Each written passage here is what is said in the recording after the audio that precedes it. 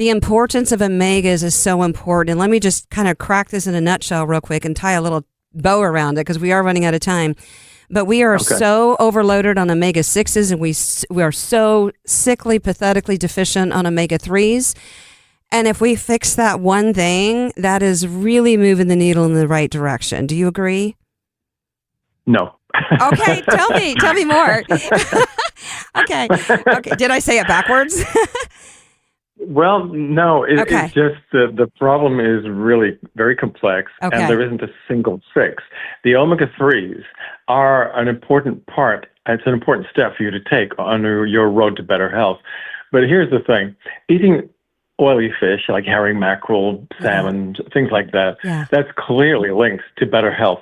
Drinking fish oil, whether it's from, krill or Arctic salmon or wherever you get it from, doesn't really have much effect at all. And there's been study after study that shows that taking fish oil capsules, the kinds you'll get at Costco's or from Amazon, don't work. They just don't work. Yeah. And the reason for that is that there is a lot more in oily fish than you find in fish oil. Fish oil is very overly refined. They take a lot of the good stuff out, and you end up with just the omega-3s and, frankly, a whole lot of nothing. They don't work. You have to put certain things back in to make the fish oil do its thing. When you do that, and we've been doing that in Europe, what you find is you can switch off chronic inflammation in just about every tissue. But there is one exception. And when you do that, because chronic inflammatory stress is so important in driving the chronic degenerative diseases, that the symptoms of these diseases, whether it's essential hypertension, whether it's asthma, whether it's psoriasis or arthritis, the symptoms of those conditions get less as the ratio of 6s and 3s and various other compounds in your body shift. And we have seen this now in hundreds of thousands of cases. Wow. Now, unlike, go ahead. Well, the rest, the medicine, my medical colleagues know all about anti-inflammatories. I mean, you can use corticosteroids, glucocorticoids, whatever you want to call them, or you use non-steroidal anti-inflammatory drugs. The problem is these drugs are toxic and not good to use long-term. The approach that we have developed means that you can suppress chronic inflammatory stress for decades, if you wish, and there are no adverse effects whatsoever because you're simply restoring natural metabolic balance, the kind that we used to have, almost all of us, until about 150 years ago.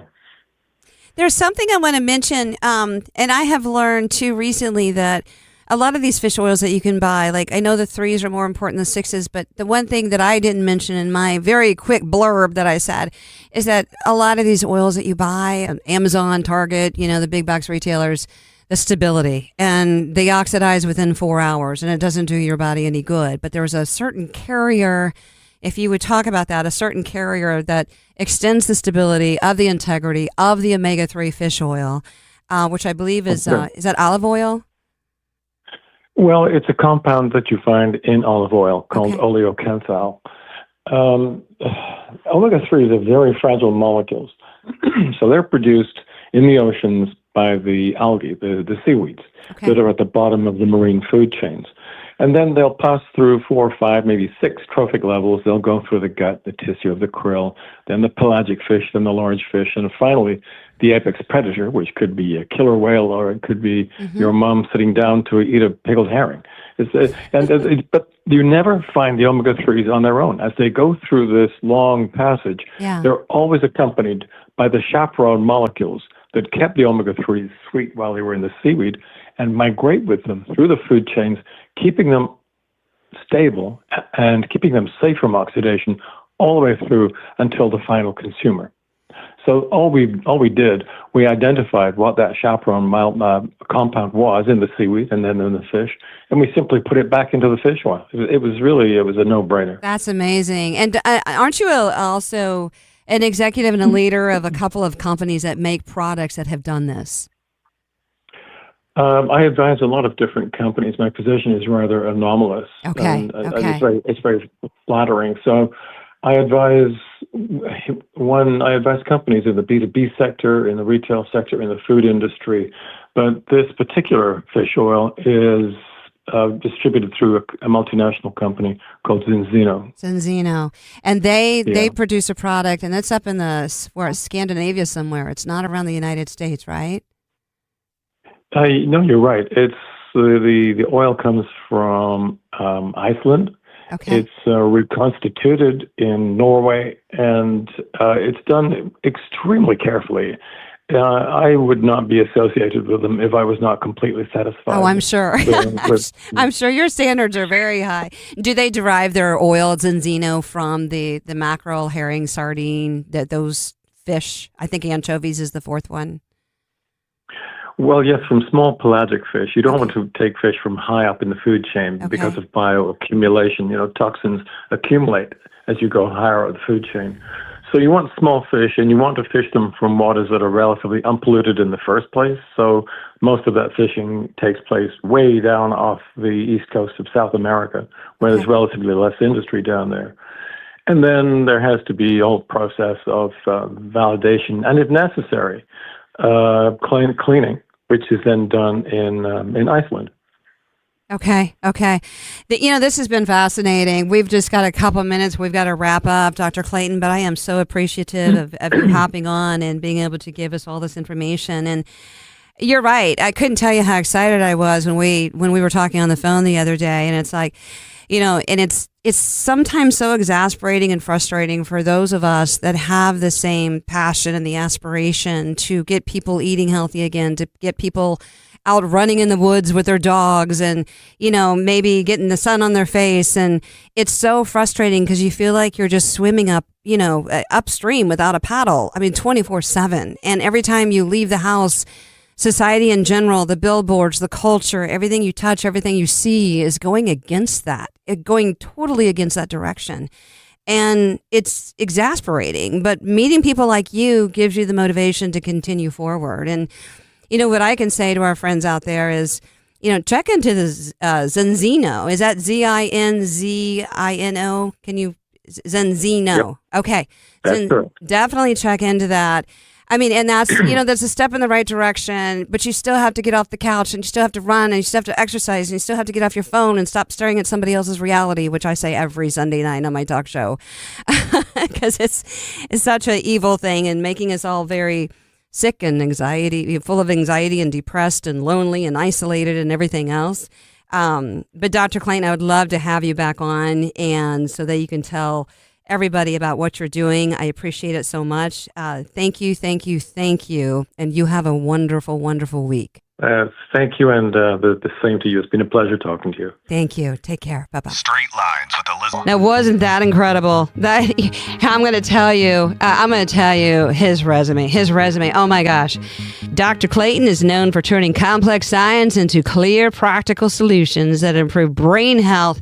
Can I emphasize brain health, cognitive function? Have you ever heard Elizabeth Kaiser talk about cognitive function and critical thinking? Yeah, it's like that's all that girl talks about is the power of the brain and how AI is destroying the power of the brain. Okay.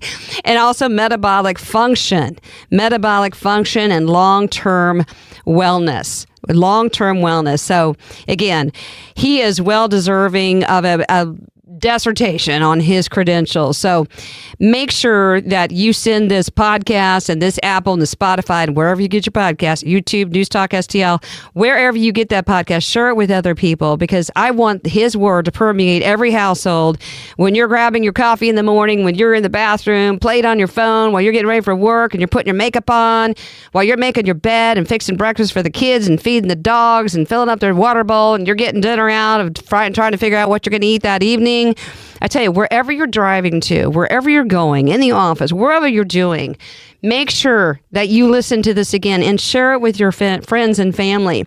His words need to permeate every mind, no matter what age.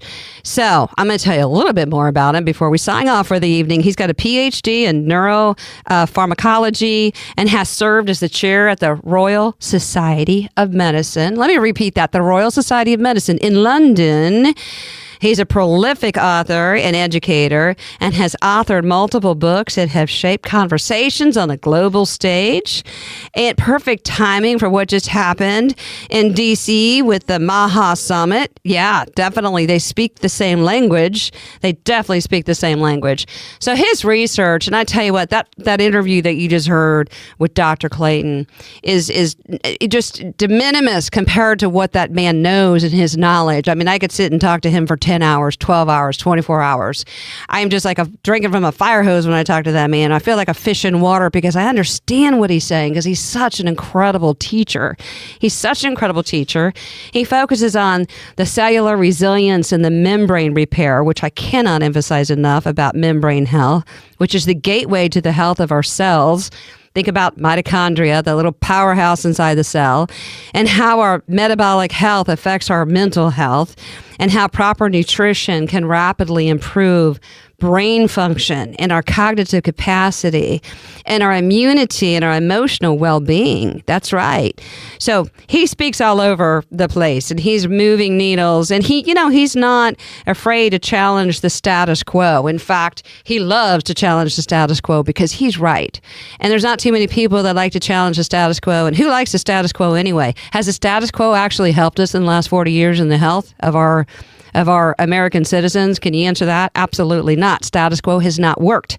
So he is challenging the status quo in a big way, not just the United States, but Middle East, Russia, Scandinavia, UK. He is speaking everywhere. So I hope you enjoyed the interview with Dr. Paul Clayton. Make sure, again, share that with your friends and family. Grab that podcast and listen to it again. Wherever you're at, if you're in your car, if you're making coffee, if you're fixing breakfast, if you're feeding the dog, doesn't matter what you're doing. Just listen to that again because we all learn from repetition.